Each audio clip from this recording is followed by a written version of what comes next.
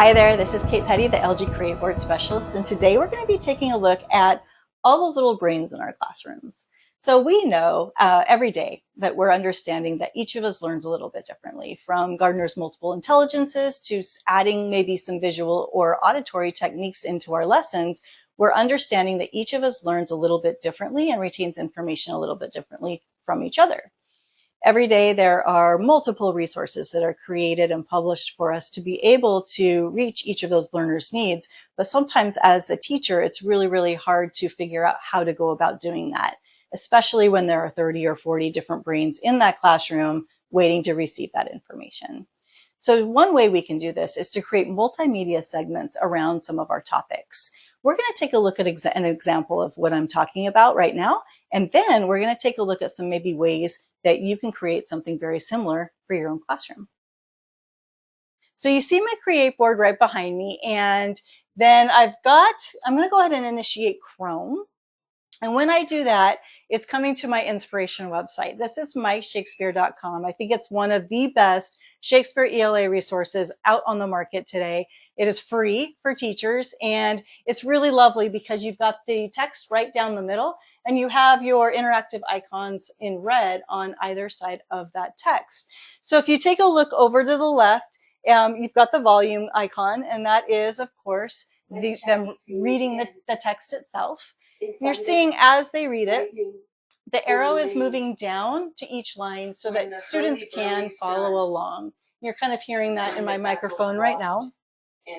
It is contained into segments, which is really nice.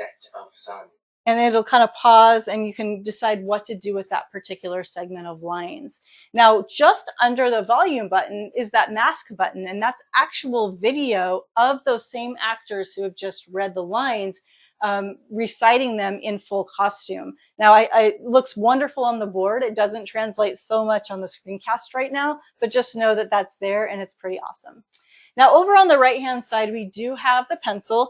This does initiate, when you log into your account, some discussion questions. For this one, it's what is the mood? Well, how are they setting up the mood for this particular play? This is Macbeth, by the way, Act 1, Scene 1. And then you'll see this little icon with the two heads just below the pen on the right. That is a vocabulary section. So you'll notice at that line just to the left of it, it talks about when the hurly-burly's done. Not many students know what hurly-burly is, right? So that little video is just a quick description on what hurly-burly is and kind of an introduction to that particular vocabulary word. What I really love about this particular website too is that it's clean. There's not a lot of distractions going on. And because there's so much white space, we can initiate the LG Annotate tool, which I've just done. It's taken a screenshot. I'll move that little tool up, and I can take the pen and I can actually write on and discuss, and I have all of this white space to be able to discuss with. Now, obviously, I can save that into my cloud account because I'm signed in, so either Google Drive or my OneDrive account straight through, or I can just choose to close out and keep moving on because I didn't necessarily need to save what we just discussed. It was a moment, a learning opportunity in the moment. Now, you're seeing that I've got some imagery or some text going on. I've got some interactive elements on both sides. Now, how can I kind of recreate this outside of Shakespeare for myself for some of the learning targets I might have in my classroom? One of the ways to do that is to use something called ThingLink. And ThingLink is a paid website, so it is about $100, a little less than $100 for a teacher account.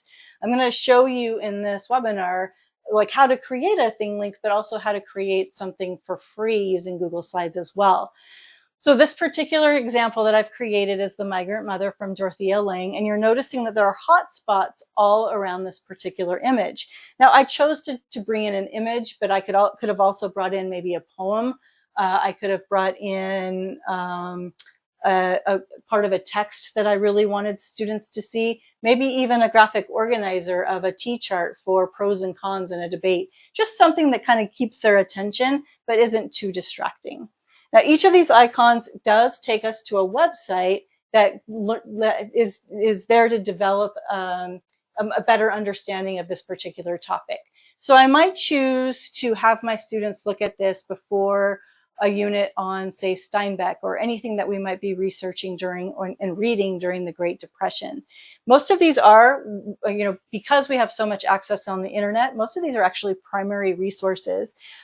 This particular one up here is a great summary that the state of California created of what California was like during the Great Depression. And all I have to do is tap on that. It brings me over to the actual website itself. And then I can go through the slides with my students and kind of learn about what California was like during the Dust Bowl by just tapping on, by just sliding over and moving through the slideshow itself.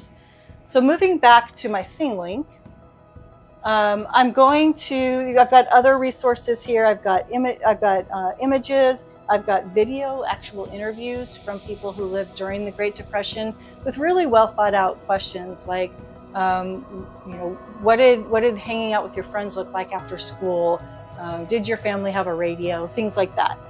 I also have a music. So I actually have a hobo song that was recorded during that time. You can hear the record scratching underneath it. And the kids are going to think it's the corniest thing ever. But it does kind of introduce them to that kind of music during the Great Depression time. So I've been able to bring all of these different multimedia resources into one spot.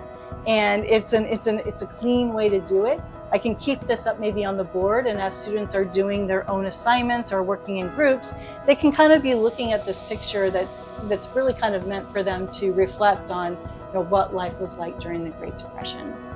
So with that, I'm going to move over to the computer and show you some of the ways that you can recreate this, but also some of those resources that I've found that might be really helpful in order to recreate that.